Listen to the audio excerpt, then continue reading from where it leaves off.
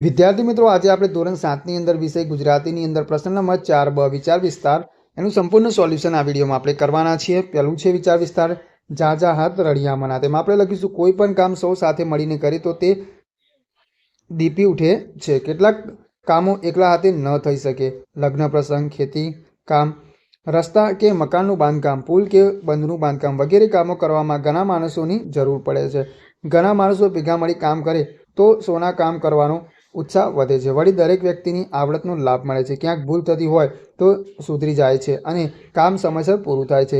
ઝાંઝી કીડીઓ સાપને તાને સૌ સાથે મળીને સંપ અને સહકારથી કામ કરે તો શક્તિશાળી દુશ્મનને કે દેશે પણ પીછેહટ કરવી જ પડે। આપણે સંઘ શક્તિનું મહત્વ સમજીએ અને સારા કામમાં સહકાર આપીએ। એના પછી બીજું નંબરનું છે, એમાં છે પાકે ગળે કાંઠા ચડે નહીં। તેમાં આવશે જે કામ જે સમયમાં શીખવું જોઈએ એ સમયમાં શીખાય તો તે સરળતાથી શીખી શકાય છે। ગળો કાચો હોય ત્યારે તેને કાંઠો ચડાવવામાં આવે તો તે સહેલાઈથી ચડી જાય, પરંતુ પાકે ગળે કાંઠો ચડાવવામાં જતાં તે ચડે નહીં। દરેક કાર્યનો સમય હોય છે। વિદ્યાકાળમાં આપણે ભણીએ તો આપણે સારી રીતે ભણી શકીએ, પરંતુ વિદ્યાર્થી અવસ્થા વીતી જાય, ઘરની જવાબદારીઓ આવી પડે ત્યારે આપણે ભણવાનો પ્રયત્ન કરીએ તો આપણે સારી રીતે ભણી શકતા નથી। ભણવાનું અશક્ય નહીં તો અઘરું જરૂર લાગે। આપણે વિદ્યાર્થી અવસ્થામાં દિલ દઈ ભણી લેવું જોઈએ અને યુવાવસ્થામાં તનતોડ મહેનત કરી રડી લેવું જોઈએ। જે તે કામ જે તે સમયમાં પૂરું કરી લેવું જોઈએ। આ પ્રકારનું આયોજન કરીશું તો આપણી પ્રગતિ થશે, આપને પસ્તાવવું પડશે નહીં। એના પછી સુખ વેચવાથી વધે છે અને દુઃખ વેચવાથી ઘટે છે। તેમાં આપણે લખીશું આપણે આપણા જીવનમાં આવતા સુખ અને દુઃખ વેચવા જોઈએ। જન્મદિનની ઉજવણી, લગ્ન, કોઈ કાર્યમાં સફળતા જેવા સુખના પ્રસંગો આપણે આપણા મિત્રો અને સગા સંબંધી સાથે મળીને ઉજવવા જોઈએ। આમ કરવાથી આપણી અન્યને પણ આનંદ આવે છે।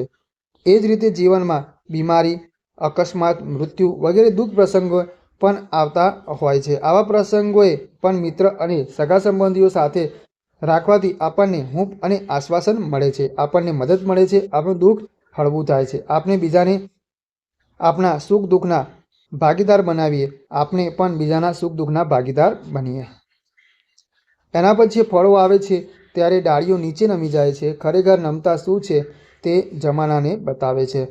તેમાં આપણે લખીશું પ્રસ્તુત ગઝલમાં કવિએ વૃક્ષની નમેલી ડાળીઓના ઉદાહરણ દ્વારા નમ્રતાનો મહિમા સમજાવ્યો છે। સામાન્ય રીતે વ્યક્તિ શ્રીમંત થાય, કોઈ ઉચ્ચ હોદ્દા પર પહોંચે ત્યારે તેનામાં અભિમાન આવી જાય છે, તે છકી જાય છે, તે વાત વાતમાં બીજાને ઉતારી પાડે છે કે તેની અવગણના કરે છે। વ્યક્તિ જેમ જેમ ઊંચે જાય તેમ તેમ તેનામાં નમ્રતા આવવી જોઈએ। વૃક્ષ પર ફળો આવે છે ત્યારે વૃક્ષની ડાળીઓ નીચે નમે છે। વૃક્ષની ડાળીઓ આ રીતે પોતાના આચરણ દ્વારા લોકોને નમ્રતાનો બોધ આપે છે। આપણે પણ જેમ જેમ આગળ વધીએ તેમ તેમ વાણી અને વર્તનમાં નમ્રતા દર્શાવીએ, અભિમાન ન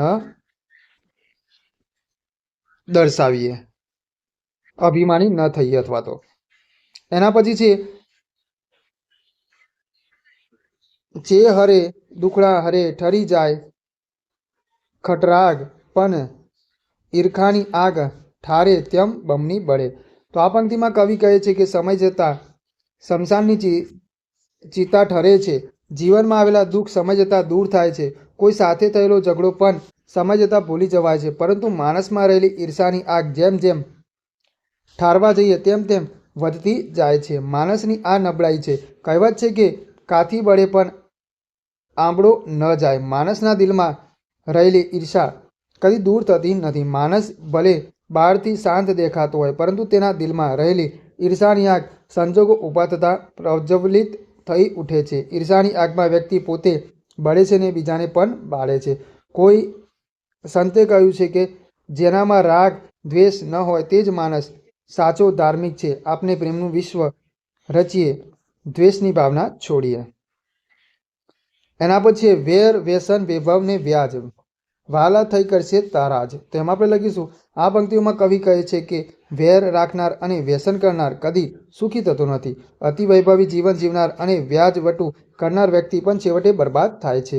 વેર વ્યસન વૈભવ અને વ્યાજ શરૂઆતમાં સારા લાગે છે, તેના મનમાં આપણે ભાન ભૂલી જઈએ છીએ, પરંતુ તેના લીધે જ આપણે છેવટે બરબાદ થઈ જઈએ છીએ. વેર વ્યસન વૈભવ અને વ્યાજથી દૂર રહેવામાં જ આપની ભલાઈ છે. તો વિદ્યાર્થી મિત્રો, આગળ નવી વિડીયોમાં આપણે નવા પ્રશ્નો સાથે ફરીથી મળીએ.